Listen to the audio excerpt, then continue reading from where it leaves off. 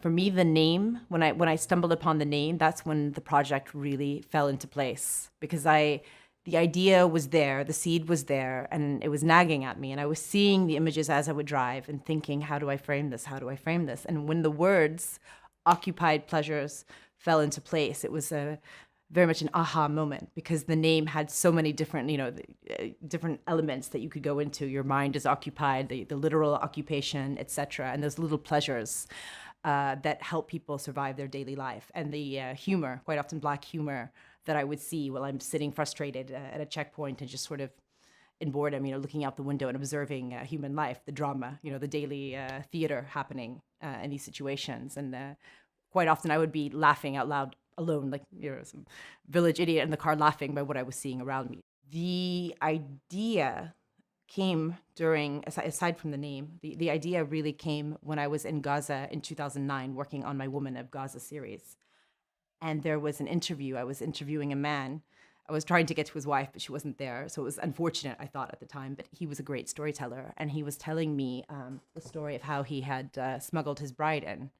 And he was just this charismatic character, literally playing Careless Whisper in the background and just really schmoozy and romantic. And he was describing the frustration of trying to get her in, the Israelis refusing her the permit from Jordan, and then finally the Egyptians as well. So smuggling her through the tunnel and meeting her. And he was describing the scene. He was like, she's standing there in her dress, earth around her hair. It was like a Bollywood movie. He was so excited in the telling. And then, then he soberly added, no matter what they do, no matter what this occupation does to us, we will always find a way underground in the sea. We will always find a way to live.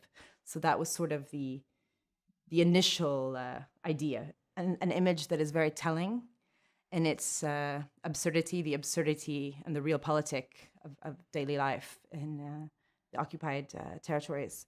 The woman walking through the tunnel. And there's a poignancy to that being an important image in the series, considering that the initial idea came from another tunnel story in 2009. And so I was quite shocked at the difference in how much more institutionalized the tunnels were. I mean, whereas before, you might have to go down in a harness, et cetera, et cetera. I mean, this was properly built, electricity, high ceilings. And so I really had just a limit. It took a lot of negotiation to get in. It wasn't difficult. And I was actually depressed because I thought after days of negotiation, they were giving me like 15 minutes. There was nobody walking through. I thought I had no image. And then this woman appears with a bouquet of flowers. It's a Gazan style bouquet. We don't do it in the West Bank. It's very, very strange, particular, unique Gazan style. And this woman's walking through placidly, just ambling with her flowers. And I was, I snapped, I grabbed it very quickly. And then I was like, where are you going? And she's just said very casually, oh yeah, got a wedding in Egypt. Probably the most popular image from the series is the sheep in the car. Everyone wants to know how that came to be. And that was, I met a photographer, young photographer in an academy in Ramallah, and he introduced me to his brother, who's a young mechanic, early 20s, and has dreams of being an actor. They're from a really small village out in Ramallah.